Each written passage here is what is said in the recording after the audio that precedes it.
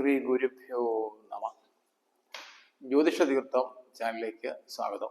ഞാൻ ജ്യോത്സ്യൻ KS Rajendran master.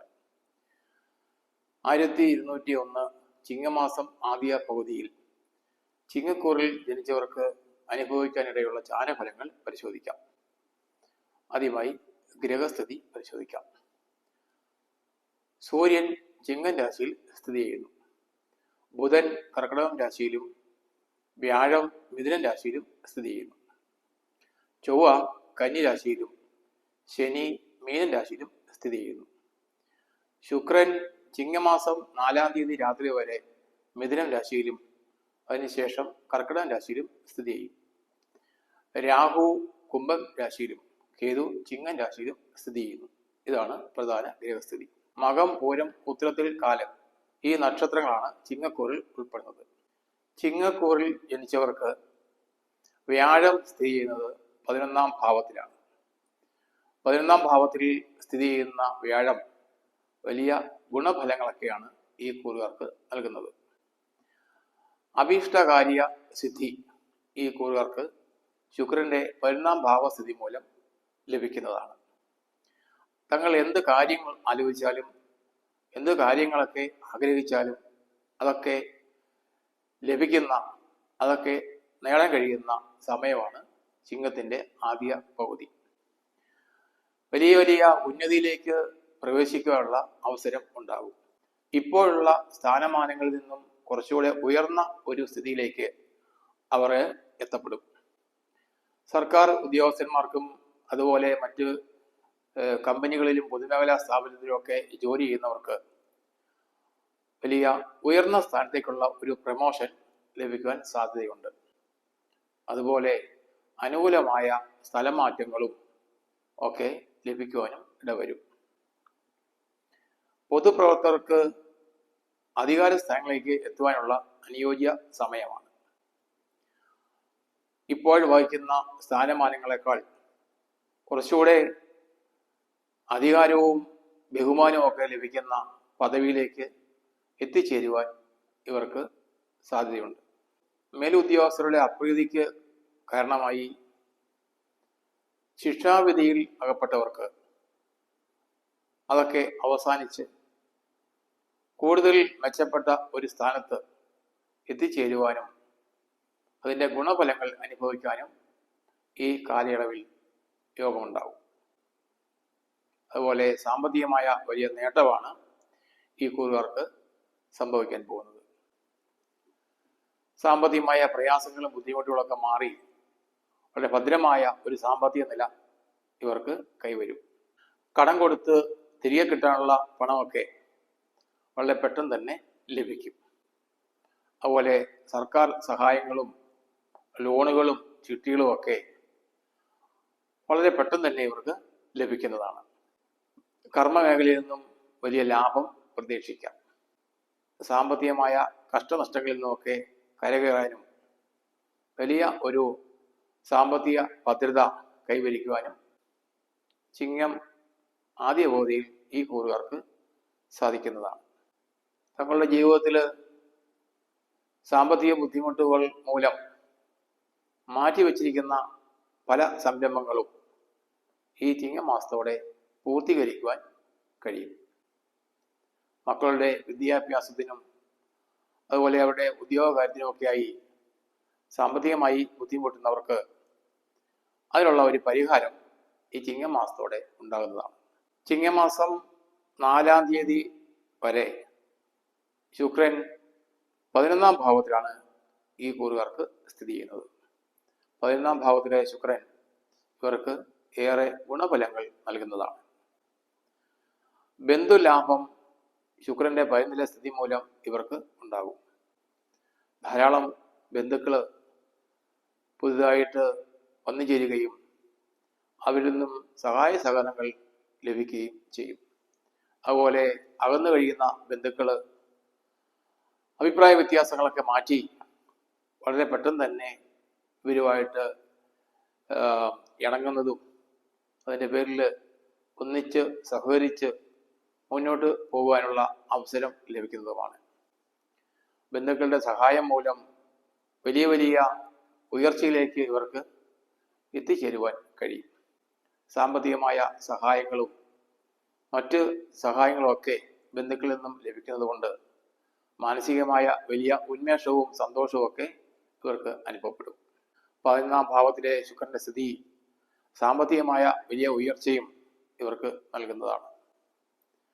എല്ലാ രംഗത്തു നിന്നും സാമ്പത്തികമായ നേട്ടം പ്രതീക്ഷിക്കാം. കൈവയ്ക്കുന്ന എല്ലാ മേഖലയും വലിയ വിജയത്തിലേക്ക് എത്തുന്നതും അതിൻ്റെയൊക്കെ ഫലമായി സാമ്പത്തികമായ വലിയ ഉയർച്ച കൈവരുന്നതുമാണ്. പാഴ്ചെലവുകളൊക്കെ കുറയുന്നതിനും അതിലൂടെ സാമ്പത്തികമായ നില മെച്ചപ്പെടുത്തുന്നതിനും ഇടവരും. അതുപോലെ കളത്ര സുഖപ്രാപ്തിയും 11ാം ഭാവത്തിലെ ശുക്രൻ ഈ കൂറുകാർക്ക് നൽകുന്നു. ദമ്പതിമാരുടെ ഇടയിൽ അഭിപ്രായ വ്യത്യാസങ്ങൾ നിലനിന്നിരുന്നത് വളരെ പെട്ടെന്ന് തന്നെ ഇല്ലാതാകുന്നതും വളരെ ഐക്യത്തോടെയും സ്നേഹത്തോടെയും ദാമ്പത്യം മുന്നോട്ട് കൊണ്ടുപോകാൻ സാധിക്കുന്നതുമാണ്. അതുപോലെ തന്നെ വേർപിരിഞ്ഞ് കഴിയേണ്ടി വന്ന ദമ്പതിമാർക്ക് അവരുടെ ഇടയിലുള്ള പ്രശ്നങ്ങളൊക്കെ പരിഹരിച്ച് വളരെ സ്നേഹത്തോടും സന്തോഷത്തോടും കൂടി മുന്നോട്ട് ജീവിക്കുന്നതിനുള്ള അവസരം വന്നു ചേരും. നിസ്സാര കാര്യങ്ങളുടെ പേരിൽ ദാമ്പത്യം തകർന്നവർക്ക് പുതിയ ദാമ്പത്യ ബന്ധങ്ങളിൽ ഏർപ്പെടുന്നതിനും അവസരം ഉണ്ടാവും. വിവാഹ ആലോചനകൾ നടക്കുന്ന യുവതി യുവാക്കൾക്കും വളരെ അനുകൂലമായ തീരുമാനങ്ങളൊക്കെ ഈ ചിങ്ങം ആദ്യ അവധിയിൽ ഉണ്ടാകുന്നതാണ്. മാനസികമായി അനുഭവപ്പെട്ടിരുന്ന എല്ലാ ബുദ്ധിമുട്ടുകളും പ്രയാസങ്ങളും ഒക്കെ അവസാനിച്ച് വലിയ ഉന്മേഷവും സന്തോഷവും ഒക്കെ മനസ്സിന് അനുഭവപ്പെടുന്ന സമയമാണ്. ഇതുവരെ അവർ കൊതിച്ചിരുന്ന സന്തോഷവും സൗഭാഗ്യങ്ങളും ഒക്കെ ഈ കൂറുകാർക്ക് ചിങ്ങമാസത്തിൽ വന്നു ചേരും. അതുപോലെ വിശിഷ്ട വസ്ത്രങ്ങളും സുഖഭോഗ വസ്തുക്കളും ഒക്കെ ധാരാളമായി അനുഭവിക്കാനുള്ള യോഗം ഈ കൂറുകാർക്ക് ഉണ്ടാകുന്നതാണ്. ചിങ്ങമാസം 5-ാം തീയതി മുതൽ ശുക്രൻ 12ാം ഭാവത്തിലാണ് ഈ കൂറുകാർക്ക് സ്ഥിതി ചെയ്യുന്നത്. 12ാം ഭാവത്തിലെ ശുക്രനും അനുകൂലമായ ചാരഫലമാണ് നൽകുന്നത്. ഉത്കൃഷ്ട മാർഗത്തിലൂടെ സാമ്പത്തികമായ നേട്ടം കൈവരിക്കുവാൻ സാധിക്കും. കൈക്കൂലിയോ കള്ളക്കടത്തോ പോലെയുള്ള ദുഷ്ടമാർഗത്തിലൂടെ അല്ലാതെ അധ്വാനത്തിന്റെ ഫലമായി നേരായ മാർഗത്തിൽ സത്യസന്ധമായ രീതിയിൽ ധാരാളം പണം സമ്പാദിക്കുവാൻ ഇവർക്ക് ഇടവരും. കർമ്മമേഖല പുഷ്ടിപ്പെടുകയും അതിൽ നിന്നും വലിയ സാമ്പത്തിക ലാഭം നേടുവാനും കഴിയും. ഇതുവരെ അനുഭവിച്ചിരുന്ന കഷ്ടാനുഭവങ്ങൾക്കെല്ലാം അറുതി വരുന്നതും വലിയ ഉയർന്ന നിലയിൽ ജീവിക്കുന്നതിനുള്ള ഒരു അവസരവും ഈ കൂറുകാർക്ക് ലഭിക്കുന്നതാണ്. ഈ കൂറിൽ ജനിച്ചവർക്ക് ശനി 8ാം ഭാവത്തിലാണ് സ്ഥിതി ചെയ്യുന്നത്. 8ാം ഭാവത്തിലെ ശനി ചില ദോഷഫലങ്ങളാണ് ഇവർക്ക് നൽകേണ്ടത്. സ്വജനങ്ങളുമായി വിരോധത്തിൽ ഏർപ്പെടുക, അതുപോലെ പലവിധ ദുരിതങ്ങളും ക്ലേശങ്ങളും അനുഭവിക്കുക, അതുപോലെ ബന്ധനത്തിൽ ഏർപ്പെടുക തുടങ്ങിയവയൊക്കെ ഈ ശനി കൊടുക്കുന്ന ദോഷഫലങ്ങളാണ്. പക്ഷേ ശനി വക്രഗതിയിലായതിനാൽ ഇത്തരം ദോഷഫലങ്ങളൊന്നും ശനീശ്വരൻ നൽകുന്നതല്ല. നേരെ മറിച്ച് ധാരാളം ഗുണഫലങ്ങൾ ഈ കൂറുകാർക്ക് ശനി നൽകുകയും ചെയ്യും. വിദേശത്ത് പോകുവാൻ ആഗ്രഹിക്കുന്നവർക്ക് അതിന് അനുകൂലമായ സമയമാണ്. വിദ്യാഭ്യാസത്തിനോ തൊഴിലിനോ ആയി വിദേശ രാജ്യത്ത് പോകാൻ ആഗ്രഹിക്കുന്നവർക്ക് അതിനുള്ള കാര്യങ്ങളൊക്കെ മുന്നോട്ട് നീക്കുവാനുള്ള സമയമാണ് ചിങ്ങം ആദ്യ പകുതി. ചിങ്ങക്കൂറുകാർക്ക് സൂര്യൻ ലഗ്നഭാവത്തിലാണ് സ്ഥിതി ചെയ്യുന്നത്. ലഗ്നഭാവത്തിലെ സൂര്യന്റെ സ്ഥിതി അത്ര അനുകൂലമായ ചാരഫലമല്ല നൽകുന്നത്. ബന്ധുജനങ്ങളുമായി ചില കലഹത്തിൽ ഏർപ്പെടുവാനുള്ള സാധ്യതകൾ കാണുന്നുണ്ട്. അതുപോലെ ദുഷിച്ച വാക്കുകൾ മൂലം ചില സാമ്പത്തികമായ നഷ്ടങ്ങൾ ഉണ്ടാകുവാനും സാധ്യതയുണ്ട്. മറ്റുള്ളവരുമായി ഇടപഴകുമ്പോൾ വളരെ മിതമായും ഉചിതമായും സംസാരിക്കുവാൻ പ്രത്യേകം ശ്രദ്ധിക്കണം. കടമായി കൊടുത്ത പണം തിരികെ ലഭിക്കുന്നതുമായി സംബന്ധിച്ച് അന്യരുമായി ചീത്ത വാക്കുകൾ പറയുന്നതിൻ്റെ ഫലമായി തിരികെ കിട്ടാനുള്ള പണം ലഭിക്കാതെ വരുവാൻ സാധ്യതയുണ്ട്. ചീത്ത വാക്കുകൾ പറഞ്ഞു എന്നതിൻ്റെ പേരിൽ നമുക്ക് തിരികെ ലഭിക്കാനുള്ള പണം ലഭിക്കാത്ത അവസ്ഥ സംജാതമാകുവാൻ സാധ്യതയുള്ളതിനാൽ പണമിടപാടുകൾ നടത്തുമ്പോൾ അല്ലെങ്കിൽ പണമിടപാടുമായി സംസാരിക്കുമ്പോൾ വളരെ അനുയോജ്യമായ പദപ്രയോഗങ്ങൾ നടത്തുവാൻ പ്രത്യേകം ശ്രദ്ധിക്കണം. അല്ലെങ്കിൽ ഇതിൻ്റെ പേരിൽ വഞ്ചിക്കപ്പെടുവാൻ സാധ്യതയുണ്ട്. അതുപോലെ ദൂരസഞ്ചാരങ്ങൾ ധാരാളമായി ചെയ്യേണ്ടതായും വരും. ശാരീരികമായ ചില ക്ലേശങ്ങളൊക്കെ അനുഭവിക്കാൻ സാധ്യത കാണുന്നു. 2-ാം ഭാവത്തിൽ നിൽക്കുന്ന ചൊവ്വയും ഈ കൂറുകാർക്ക് അനുകൂലമല്ല. കള്ളന്മാരിൽ നിന്നും ശത്രുക്കളിൽ നിന്നും ചെറിയ ഉപദ്രവങ്ങളൊക്കെ ഉണ്ടാകുവാനുള്ള സാധ്യതയുണ്ട്. അതുപോലെ അഗ്നിഭയം ഉണ്ടാകുവാനും സാധ്യതയുണ്ട്. തീപ്പൊള്ളൽ ഏൽക്കുവാനോ ഷോക്ക് ഏൽക്കുവാനോ സാധ്യതയുള്ളതിനാൽ ഇതൊക്കെ ഉണ്ടാകാതിരിക്കുന്നതിന് വലിയ ജാഗ്രത കൊടുക്കേണ്ടതാണ്. 7-ാം ഭാവത്തിൽ സ്ഥിതി ചെയ്യുന്ന രാഹുവും അത്ര അനുകൂലമല്ല. സ്വജനങ്ങളുമായി വിരോധം ഉണ്ടാകുവാനും അതുപോലെ ചില ബന്ധനാവസ്ഥയൊക്കെ സംഭവിക്കുവാനും സാധ്യതയുണ്ട്. ഭൃത്യ സ്ത്രീകളുമായി സഹവാസം ഉണ്ടാകുവാനുള്ള സാധ്യത കാണുന്നതിനാൽ അത്തരം സാഹചര്യങ്ങൾ വളരെ ബോധപൂർവം ഒഴിവാക്കുന്നത് നല്ലതായിരിക്കും.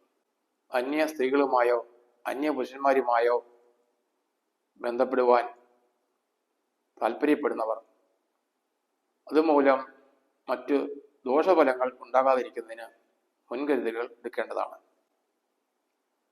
ഇതിൻ്റെ പേരിൽ കുടുംബത്തിൽ എന്തെങ്കിലും പ്രശ്നങ്ങൾ ഉണ്ടാകാതിരിക്കുവാനും കുടുംബജീവിതം താറുമാറാകാതിരിക്കാനും വലിയ ശ്രദ്ധയും ജാഗ്രതയും കൊടുക്കുന്നത് നല്ലതായിരിക്കും. ലഗ്നഭാവത്തിൽ സ്ഥിതി ചെയ്യുന്ന കേതുവും ഈ കൂറുകാർക്ക് അത്ര ഗുണഫലങ്ങൾ ചെയ്യുന്നതല്ല. ശാരീരികമായ ചില പരിക്കുകളോ അംഗഭംഗങ്ങളോ ഒക്കെ ഉണ്ടാകുവാൻ സാധ്യത ഉണ്ട്. അതുകൊണ്ട് എപ്പോഴും ഒരു ജാഗ്രത ഇക്കാര്യത്തിൽ ഉണ്ടാകുന്നത് നല്ലതാണ്. ശരീരത്ത് മുറിവുകളോ പരിക്കുകളോ ഏൽക്കുന്ന സാഹചര്യം ഒഴിവാക്കണം. അതുപോലെ നാം ഏറ്റെടുത്തിരിക്കുന്ന കാര്യങ്ങളൊക്കെ വിജയകരമായി പൂർത്തീകരിക്കുവാൻ വലിയ ശ്രദ്ധ വേണം. ഈ കൂറുകാർ ചിങ്ങത്തിൻ്റെ ആദ്യ പകുതിയിൽ അനുഭവിക്കാനിടയുള്ള ദോഷഫലങ്ങളൊക്കെ ഇല്ലാതാകുന്നതിന് മഹാദേവന് ധാര കഴിക്കുന്നതും ഭദ്രകാളിക്ക് ഗുരുതി വഴിപാട് നടത്തുന്നതും ഉത്തമമാണ്.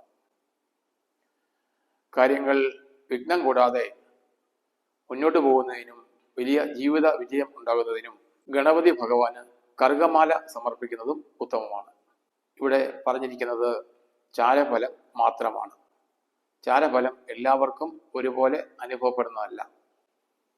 ഇപ്പോൾ അനുഭവിക്കുന്ന ദശയുടെയും അപകാരത്തിൻ്റെയും ഗുണദോഷങ്ങൾ അനുസരിച്ച് ചാരഫലങ്ങൾ അനുഭവപ്പെടുന്നതായിരിക്കും.